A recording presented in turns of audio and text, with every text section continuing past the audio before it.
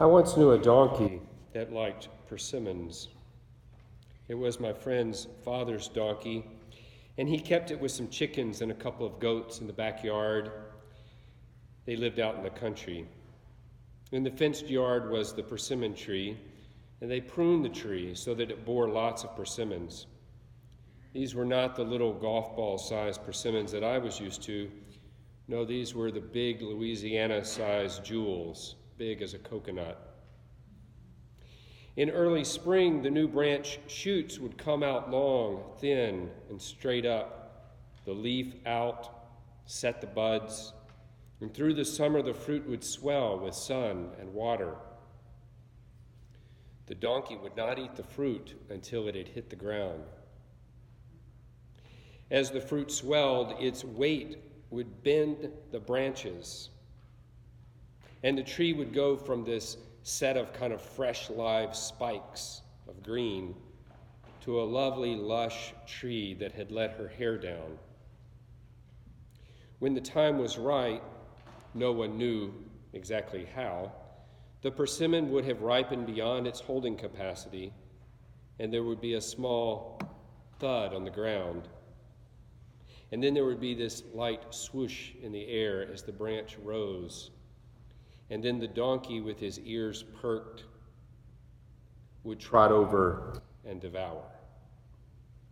And in the late summer, you could sit in that yard and hear, over the course of an afternoon, a score of these plops, light swooshes, and the donkey enjoying his time.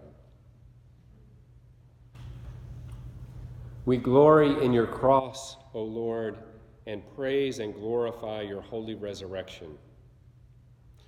This is how our prayers will culminate today in the Good Friday liturgy, with one of the most ancient anthems the Church knows.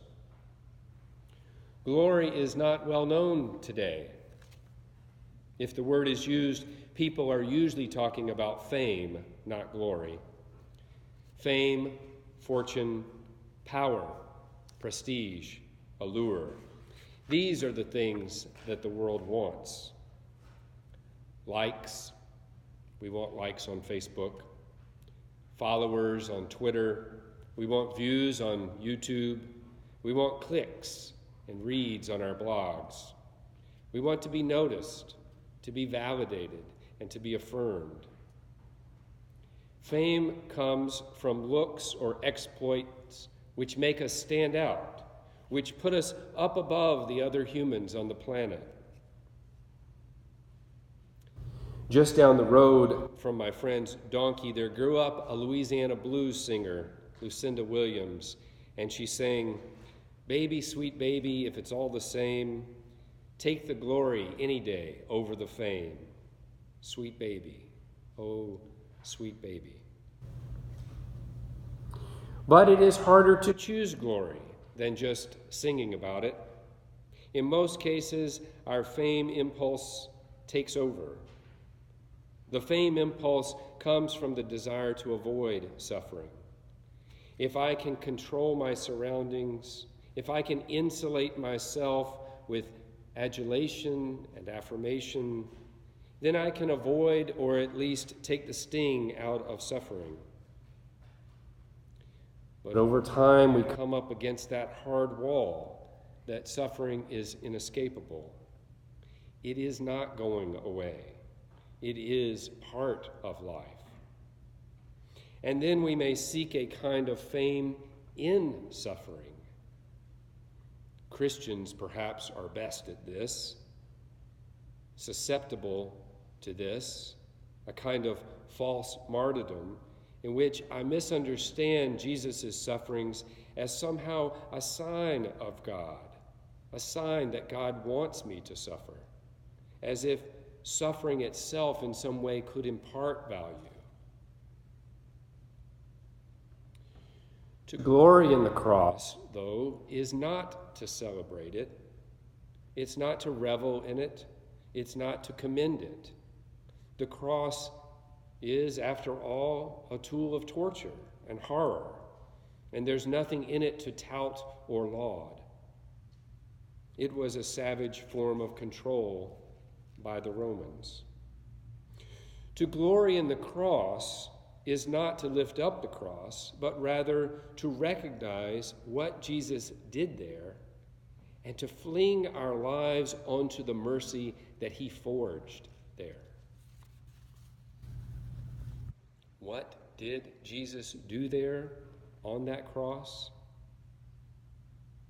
He acknowledged the presence of suffering, the weave of suffering in the human experience.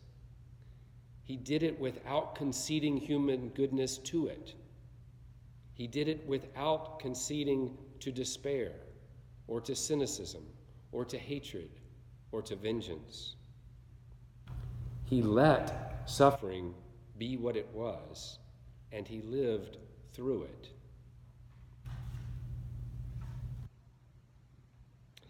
Dag Hammarskjöld, a diplomat and spiritual teacher of the last century, wrote, "Humility before the flower at the timberline is the gate which gives access to the path up the open fell."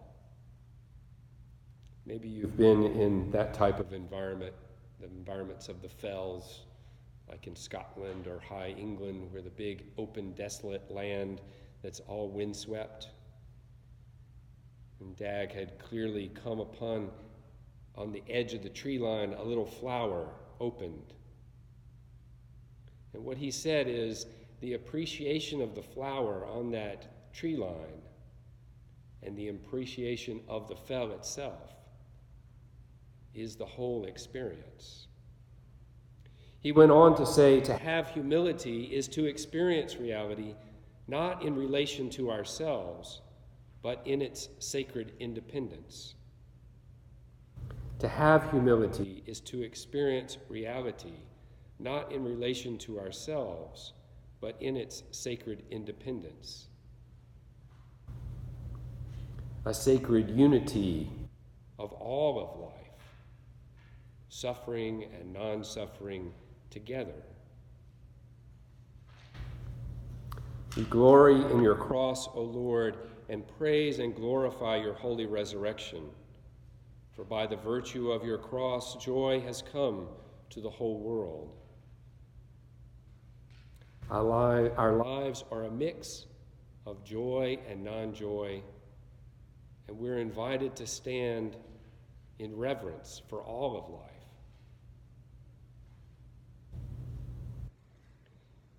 To be fed with sun and water and moon and darkness and chill and scorching sun, and to become the fruit that we are, and to nimbly plop into the arms of God, to be relished and to be enjoyed.